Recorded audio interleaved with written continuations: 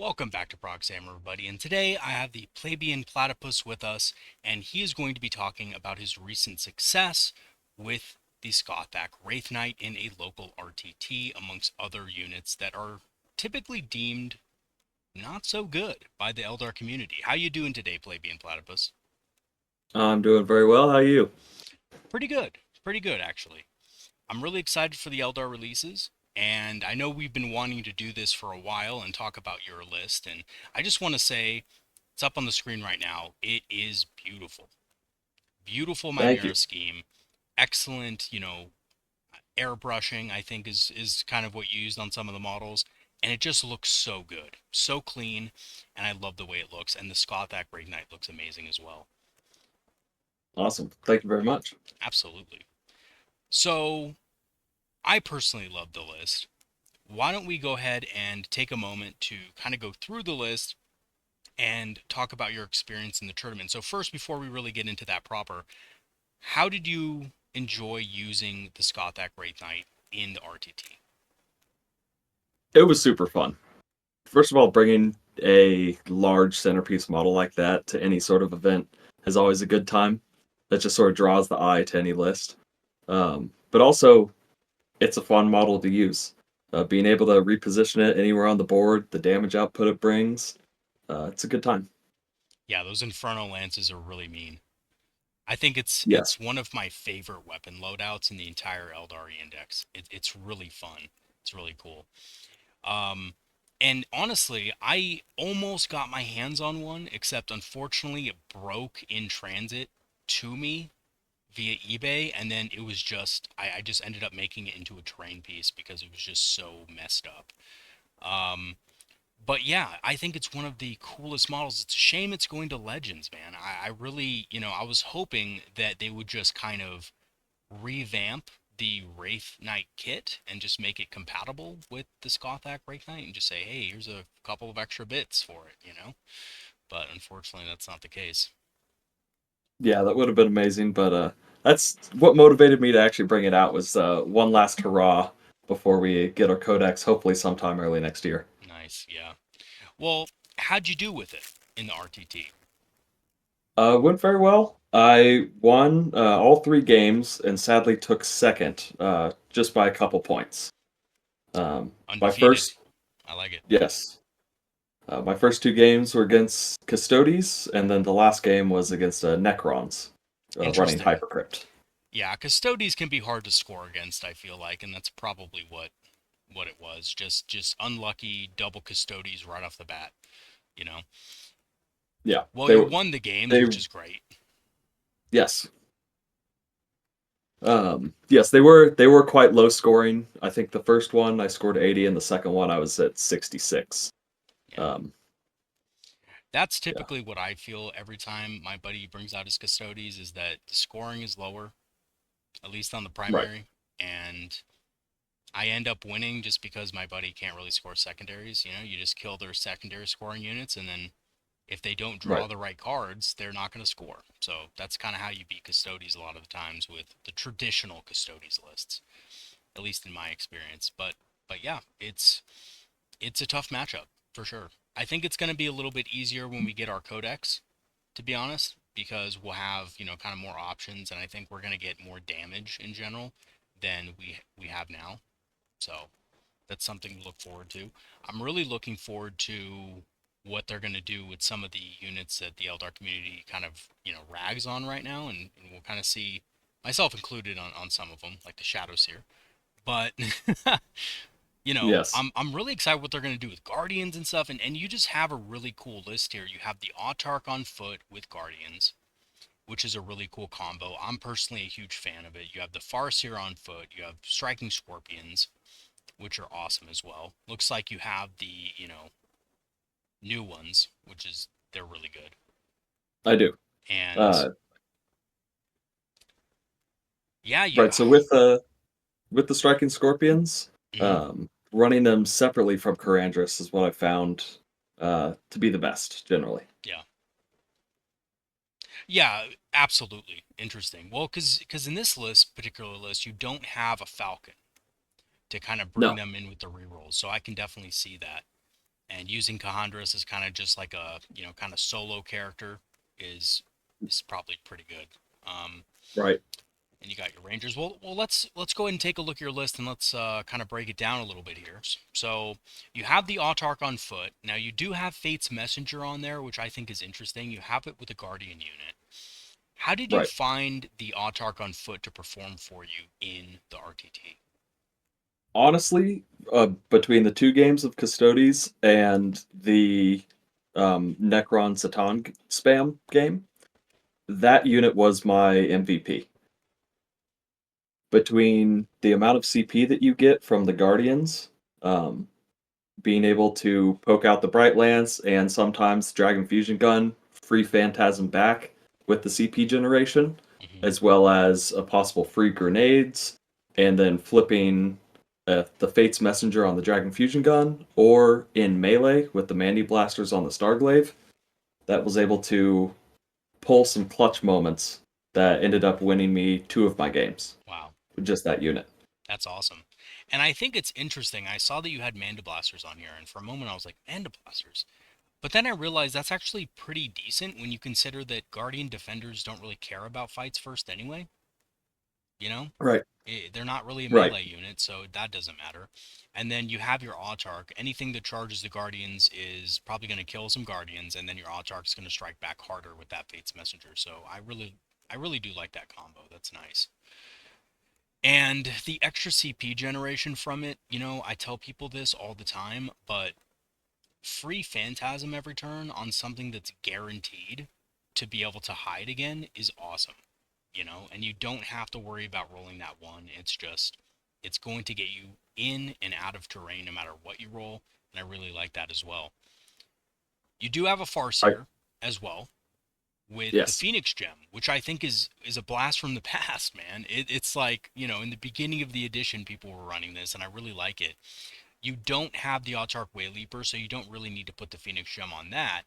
The Farseer being alone has the Phoenix Gem here. A lot of people would say that's too expensive, but I actually kind of disagree in this list because the Farseer's out on his own. There are people who can indirect fire you or 3-inch deep strike or whatever and kill your Farseer. So I do like this.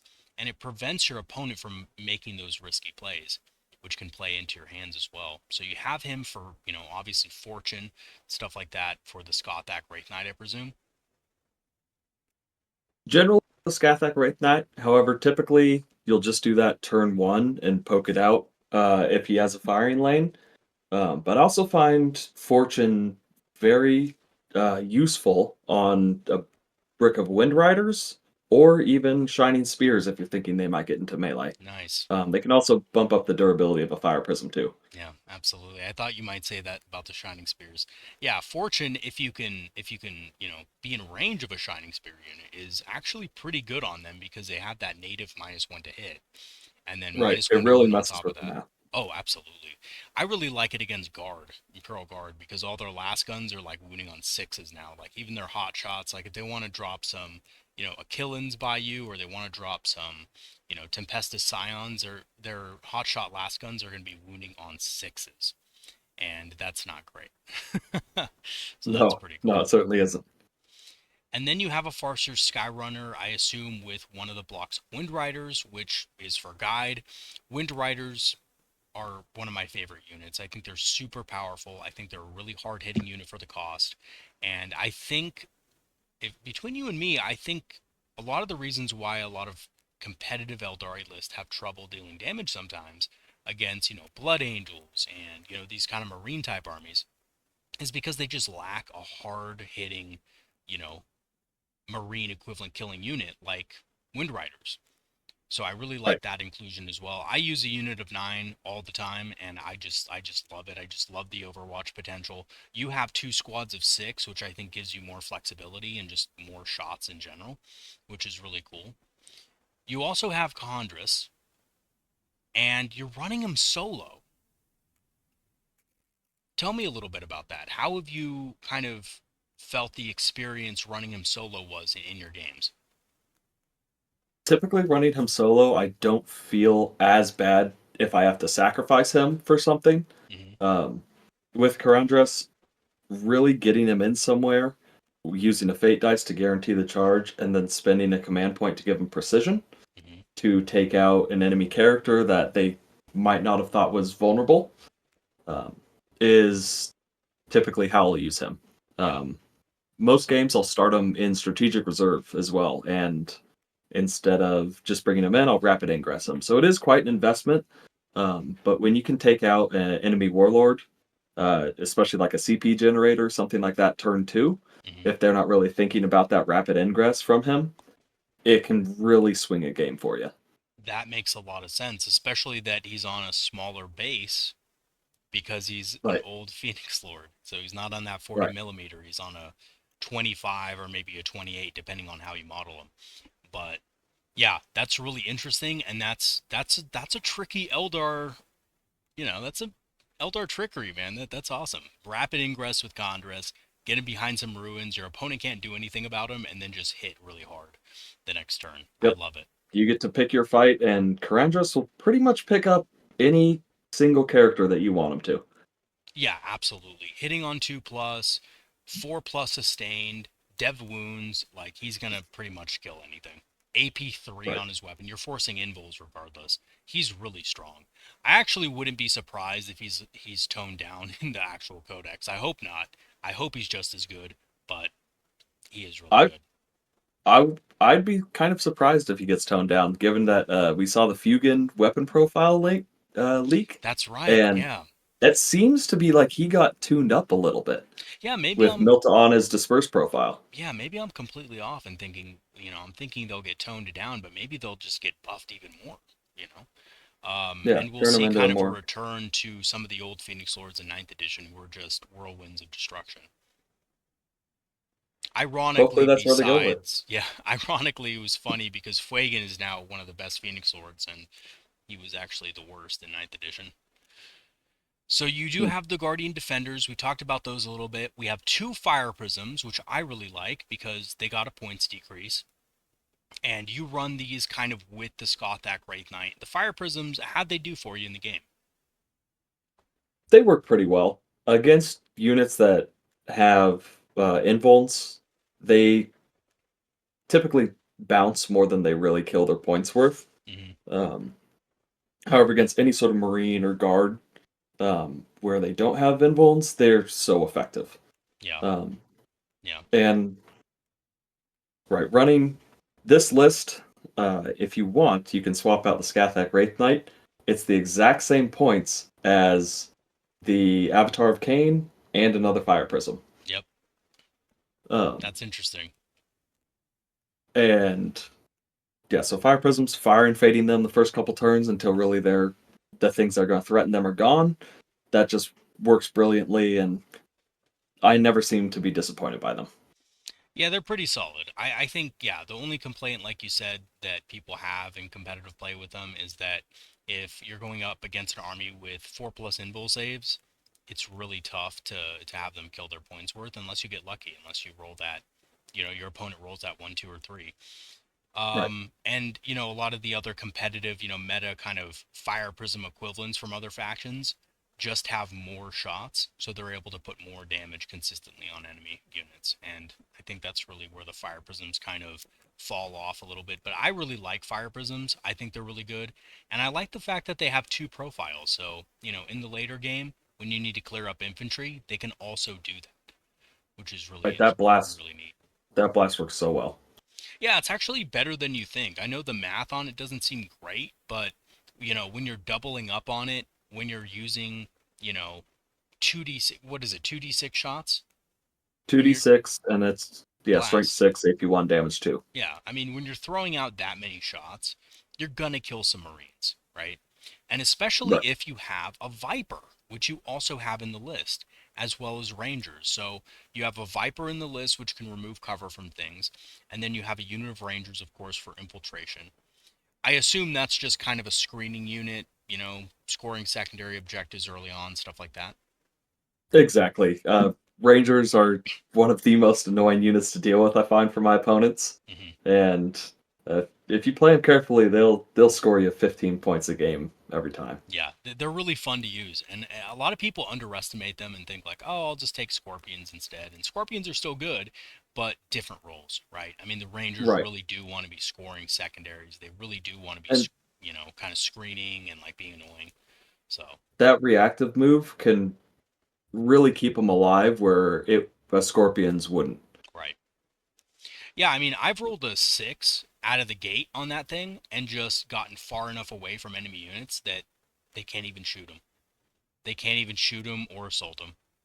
And it's just Right. like, great, awesome. So, yeah, Rangers are really good, especially for their points. This is another unit which I hope gets a buff for the Autarch detachment. I'm really hoping that, Rangers get some sort of extra ability. I thought devastating wounds on the sniper rifles would be cool because you could kind of turn them into a damage dealer at that point, but I don't know if that'd be that good or competitive, but I think it'd be kind of neat. Yeah, that'd be interesting. I For a late talk, I would almost like to see one of the more Vanguard Marine style detachments with Hmm. the uppy downy on different units. Yeah, that'd be really cool. I think that would be the perfect detachment for the Autarch, personally, like the uppy downy. And then you could Right. that would also make sense with the Autarch being able to just redeploy and kind of misdirect the enemy. So I think they actually had a Autarch specific relic or something like that did that, if I'm not mistaken, back in ninth edition. Some sort of redeployment thing. Maybe I'm wrong, but It could be. I'm I not think, sure. yeah. You got Shining Spears too. Now, how were the Shining Spears in your game? In my matchups, they were not that useful. Mostly, they were used for screening out deep strikes and performing secondaries, given Custodes and Satan. Yeah, Um, However, in the Satan game, I believe they spawned me 4 different primary objectives in the ritual. nice. So they just ran around the board and did that, and then I had another unit follow them up, and they worked perfectly well. That -1 to hit and 5 up in bowl or 4 up on the Exarch kept them alive from the minimal shooting that was sent their way. Yeah, and I mean the thing is that minimal shooting might have killed a unit of swooping hawks, right? Right, So like right. Shining Spears, they have some really bad matchups with damage, like Custodes, you know, Necrons in some types of lists, whichever one's running the Catan shards and everything. So that's not going to be good. Demons, they're just not going to do a whole lot. But against but when you can factor in that they can score secondaries for you and they can help you with your mission, they are actually pretty good for 90 points. I actually like Shining Spears a lot, even though, yeah, sometimes their damage isn't the best. You, of course, have Shroud Runners, which. Oops, where is Yeah, it? Shroud There. Runners. And I'm guessing they're just, for extra secondaries. You can throw lethals on something with the Windriders, which is really powerful. And I mean, how'd you use them? Let me just. How'd you use them in your matchup? Yeah, that's you mainly have it right there. Move blocking with the Shining Spears as well, and the Wind Riders, since they have those large bases, and there's only 3 of them, so you can string them out in a line very easily. Those are the main things, and then of course lethal hits, especially against tougher matchups. Um, if you don't have a lot of Milta in your list against Satan, the, a block or 2 blocks of Wind Riders, if you give them rerolls to hits and you have lethal hits on them, they're going to bring down a Satan every time. Absolutely, yeah. Because the Satan shards, I mean, they're only 4+ save. You know what I mean? So a lot of Right. shots is usually better. Yeah, they can really do some heavy damage against Satan shards if allowed to. You have the, of course, Skathach Wraithknight. Let's talk about the Skathach a little bit. So Okay. you decided to use that unit because it's going away. It's going to Legends, right? So it's kind of like you said it was kind of like a last hurrah for you. But how did it perform in the games? It performed pretty well.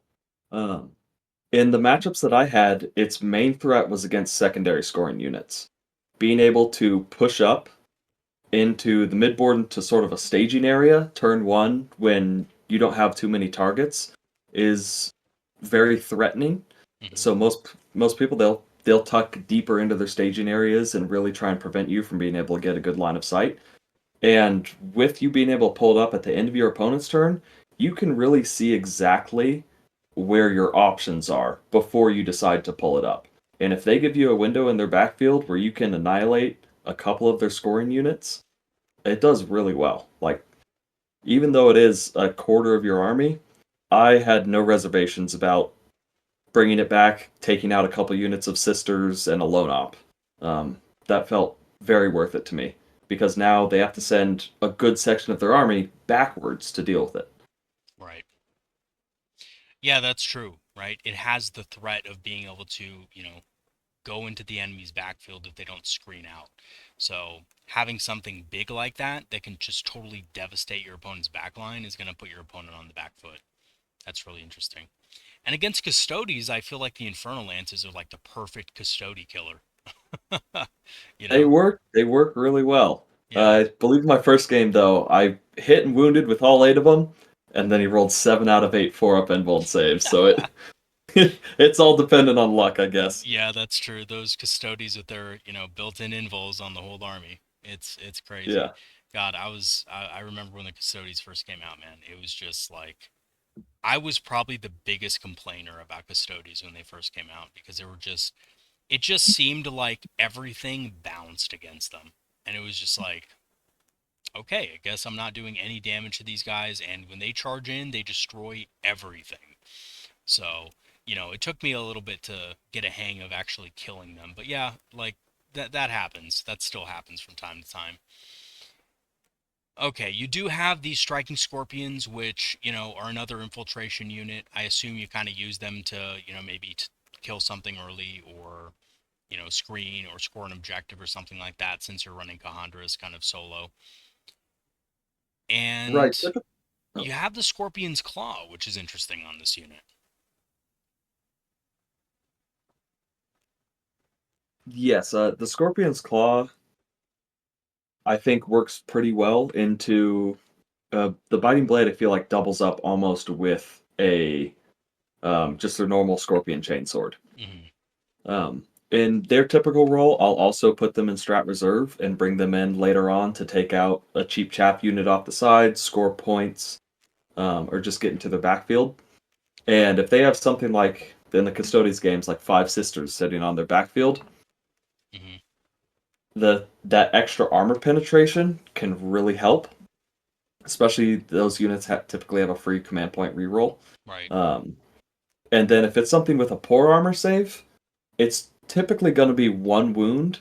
So the double damage on the biting blade feels almost redundant. And Scorpion's Claw, you still have that Scorpion Chainsword if you want that better hit ratio.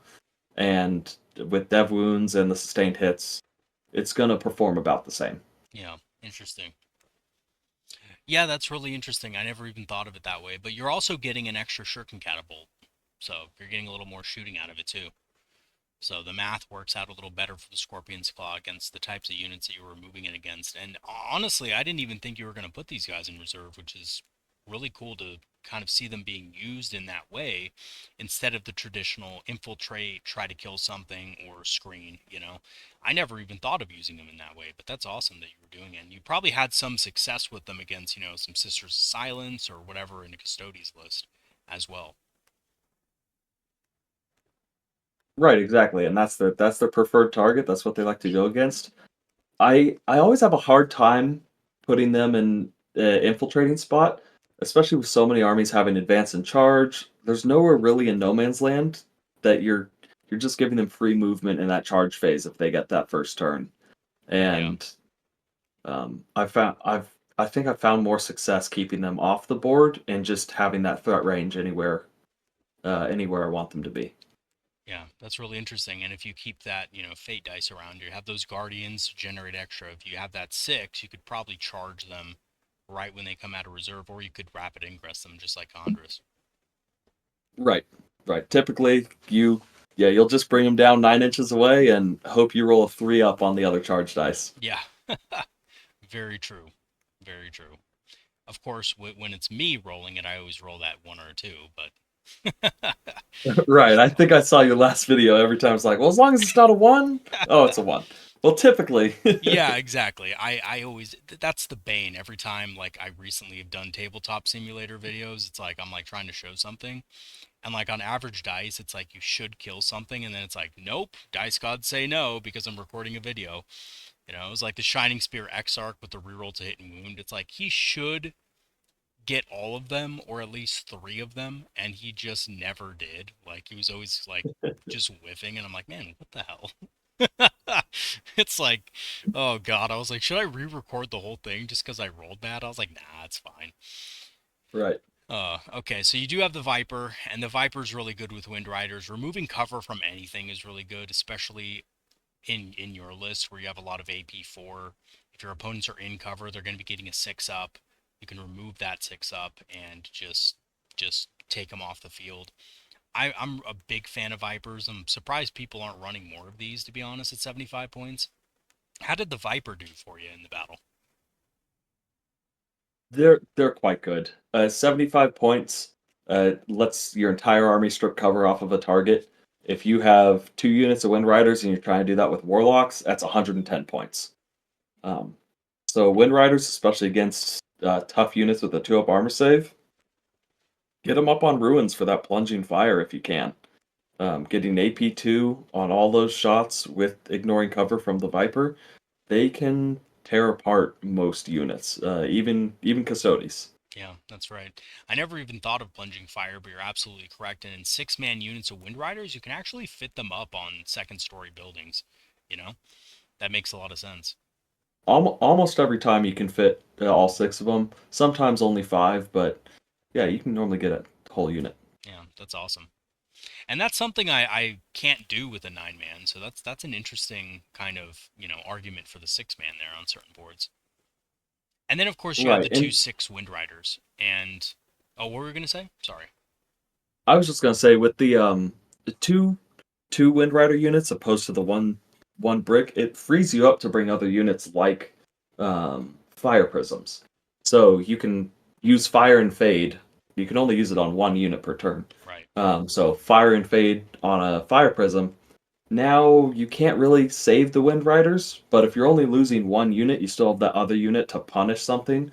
Um, if they if they move up and take away that Wind Rider unit. Right. Question for you. Did you usually find yourself putting the Farseer in one of the Wind Rider groups or keeping him solo? He's almost always with one of the Wind Rider groups. Okay. Yeah, because It's he gets the inbuilt rerolls if, it's closest and stuff. That makes sense. it's too risky, I think, to have him solo. Yeah. Yeah, because you only have one Phoenix gem, right? So you gotta you Right, gotta put him with the Wind Riders. I right. always found it really weird when the Codex or Index came out that the bodyguard, the traditional bodyguard, the Warlock Conclave was so bad. And it was like Wind Riders are just better for the same thing for less cost. Oh man. Hopefully they're better in the Codex if you know what I'm saying because Ho- it's been a crazy time with those units. Hopefully, Yeah. their damage output as a conclave just it doesn't work quite as well, and they're so short range that they're just going to get wiped out by anything that comes up. Yeah. What I would really like to see them have is decent melee weapons. I'd like to see Witchblades actually be good. I'd like to see, I'd actually like to see anti-infantry, anti-vehicle, anti-monster 4 plus on all their weapons. All their Right. witch weapons. I think in the past, singing spears and witchblades have been really, really good. And I don't know why they became so bad this edition, but I guess they just did. I guess they didn't want something to be really good in combat that could also cast psychic abilities, but then they made It them depends. really expensive. I don't know. Like, it's weird. I, I think in the Ulthway detachment, if they bring out some sort of stratagem or enhancement that allows their psychic weapons to have dev wounds, Hmm. then you could really see Witchblades come into their own. Yeah, But just such a absolutely. fast unit that will shred infantry. Yeah, that would be really good. That would be really good. And Witchblades having that anti-infantry 2 plus dev wound combo is really strong. That would be cool. Right. So you played all three games of your tournament with this list, and what did you think of the experience overall? I really enjoy it. RTTs are just such a fun way to test out different ideas and different lists, and they're not nearly as competitive as GTs. You'll see some people really practicing for a GT, bringing strong competitive lists, but other people just want to have a good time, play some more competitive games, and bring some fun units in. That's really cool, man. That's really cool. Well, it's been awesome to hear about your experience at the RTT and using units that are typically not used in competitive play. So it was really cool to kind of hear that. And I really loved hearing about your insights, using your, striking scorpions in reserve, which was really cool. Using Karandras in reserve to rapid ingress was awesome. Honestly, you taught me a lot. I might try that in the next game that I play. See how that works out. Feel Hopefully I don't feel roll free to that try it one out. again. Yeah. Or I'll just roll a one and then I'll be like, okay. Well, this is a dice game after all, so it does make sense. I've rolled a one with fortune so many times on the first turn, I can't even begin to tell you about it. It's just awful. But it is what it is. All right, man. Yeah. Well, thank you for being on. Is there anything you want to say in a closing remark to the community? No, I think we covered just about everything. But yeah, thanks for talking with me, and I'm glad to share some battle reports from my army.